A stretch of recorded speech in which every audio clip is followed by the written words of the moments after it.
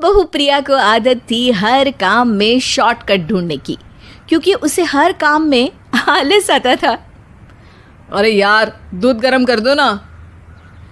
अरे पेट में जाके तो दूध ठंडा ही हो जाना है ना, तो ठंडा ही पी लो ना। अरे तुम मेरा सर गर्म मत करो यार। अच्छा है, सर गर्म हो जाए तो सर पे दूध रख लेना, वो भी गर्म हो जाएगा। एक बात बताओ, तुम इतनी आलसी क्यों हो? अरे बोलो ना, इतनी आलसी क्यों हो? प्रिया, जवाब दो। जवाब देने में आलस आ रहा है। पति वहां से उठ के बड़बड़ाते हुए खुद दूध गर्म करने चला जाता है और प्रिया अपनी आंखें बंद करके सोफे पर लेट जाती है। प्रिया की इस आदत का घर वाले सबको पता तो था ही, अब तो बाहर वाले भी उसको आलसी बोलने लगे थे। अरे बहू सुन ना, एक गुड न्यूज़ है। क्या माँ जी, आप सब कुछ मेरे नाम करने वाली हैं क्या? अरे बस तेरा दिमाग पैसों में ही लगा रहता है। माँ जी, आपको तो पता है कि मैं गांधी जी की कितनी बड़ी फैन हूँ, और गांधी जी तो नोट पे ही मिलते हैं ना, इसलिए पैसों के अलावा कहीं दिमाग ही नहीं रहता।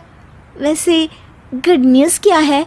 अरे गुड न्यूज़ ये है कि मेरी कुछ सहेलियां आने वाली है। हैं? ये भी कोई गुड न्यूज़ है क्या? जब भी आपकी सहेलियां आती हैं, मेरे किसी न किसी काम में खोट निकाल की जाती हैं। हमेशा कोई कमी दिखी जाती है उनको मेरे काम में, और मुझे आलसी बोलते हैं वो लोग।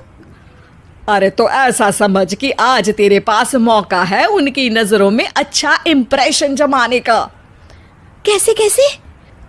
उनके लिए खाने की इतनी स्वादिष्ट चीजें बना कि वे उंगलियां चाटती रह जाए। माँ जी, ये तो आप मुझे नया काम पकड़ा रही हो। अरे मेरी सहेलियों से तारीफ पानी है कि नहीं? हाँ, पानी तो है।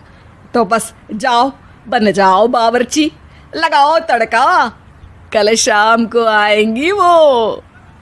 अगले दिन सास सुबह से घर के बाहर अपनी सहेलियों के पास चली जाती है, और शाम को सब प्रिया के हाथ का खाना खाने घर आते हैं।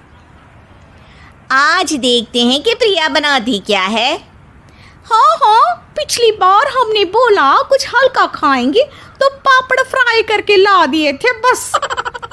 हाँ, और उसके पहले जब आए थे और बोला था कि भारी खाना खाना है तो तरबूज काट कर ले आई थी। बोल रही थी तरबूज भारी होता है ना। अरे बस भी करो, इतनी बुरी नहीं है मेरी बहू। तभी बहू वहाँ खाना लेकर आती है। पनीर कोफ्ता, भिंडी मसाला, शाही मसाला, दाल, डबल तड़का, लच्छा पराठा, मिस्सी रोटी। अरे बस बस बहू, इतना सारा खाना। अरे अभी तो और भी है, फ्राइड राइस भी है अभी तो आपके लिए, और हाँ, अरे सूप लाना तो भूल ही गई मैं। अरे लगता है पिछली बार की कमी आज पूरी कर ही देगी बहू। हाँ हाँ, आप खाइए तो। हाँ, खाएंगे तो सही, इतना खाना बना तो दिया है, अब देखना भी तो पड़ेगा ना कि बना कैसा है। हाँ हाँ, लगा ले भोग खुद को। खाना चखते ही तीनों सहेलियां प्रिया की वाहवाही करने लगती है। अरे शानदार, जबरदस्त, जिंदाबाद, मजे आ गए प्रिया। प्रिया की सास भी कमाल है, बहू को क्या जायकेदार खाना बनाना सिखाया है। अरे मान गए भाई, इतना अच्छा खाना तो हम में से किसी की बहू नहीं बनाती, और हम भी नहीं बनाते, झूठ क्यों बोले। अरे बस करो बस करो, खाने पे ध्यान दो, बोलती ही रहोगी तो खाओगी कब। ये लो, थोड़ा पनीर और ले लो। सास भी सहेलियों के साथ खाना खाने लगती है, पर बहू के साथ अपनी भी तारीफ सुनकर सास मन ही मन फूली नहीं समा रही थी। प्रिया ने बड़ी खुशी से सबको खाना परोसा, और सब ने झट से खाना खत्म भी कर दिया। राधे राधे, मजा आ गया। और थक गई खाना खाते खाते, अब बस बिस्तर लग जाए मेरा। अब तो जब भी मेरे घर मेहमान आएंगे प्रिया को ले जाया करूंगी खाना बनाने के लिए, मेहमान भी खुश हो जाएंगे। सास खुश है कि प्रिया की इमेज अपनी सहेलियों के सामने काफ़ी सुधर गई है। प्रिया खाने के बर्तन समेटती है। इतने में तीनों सहेलियां हाथ धोने किचन में चली जाती है।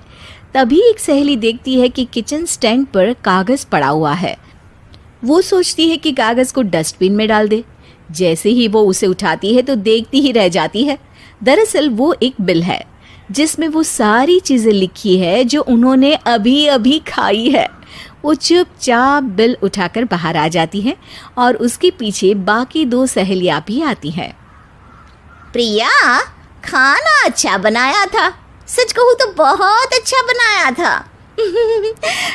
थैंक यू, बहुत अच्छा लगा सुन के। हाँ, पर जिसने बनाया वो इतनी तारीफ सुनता तो उसे और भी अच्छा लगता। क्या मतलब? ये बिल देखो, तुम्हारी बहू ने ऑनलाइन ऑर्डर किया था खाना। अरे तारीख तो आज की ही है ना? हाँ, आज की ही है। प्रिया, ये सब सही है क्या? प्रिया अपना सर झुका लेती है।